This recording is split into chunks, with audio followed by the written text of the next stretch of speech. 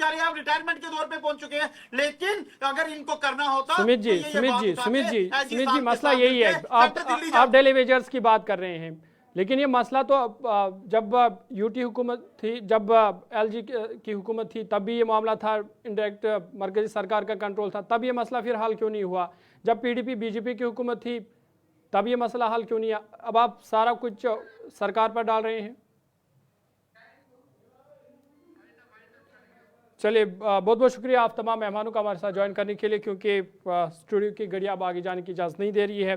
आपको बता दें कि इस खास डिबेट में हमारे साथ सुमित शर्मा थे, भारतीय जनता पार्टी के तर्जुमान हैं, एडवोकेट नीलूफर मसूद साहिबा थी, नेशनल कॉन्फ्रेंस के तर्जुमान थी, रफ़ीक रथर साहब हमारे साथ थे, पीपल्स डेमोक्रेटिक पार्टी के तर्जुमान है, और सज्जाद परेज साहब थे जो कि डेली वेजर्स एसोसिएशन कश्मीर के प्रेसिडेंट है। और बात हो रही थी बजट की, क्योंकि उम्मीदों का बजट पर सबकी उम्मीदें वाबस्ता इस बजट से है, क्योंकि बजट का बराह रास्त असर जो है आम लोगों पर होता है। और अब देखने वाली बात यह होगी कि आम लोगों को इससे कितनी बड़ी राहत मिलेगी। फिलहाल आज के इस खास प्रोग्राम में इतना ही, इजाज़त दीजिए, अल्लाह हाफ़िज़।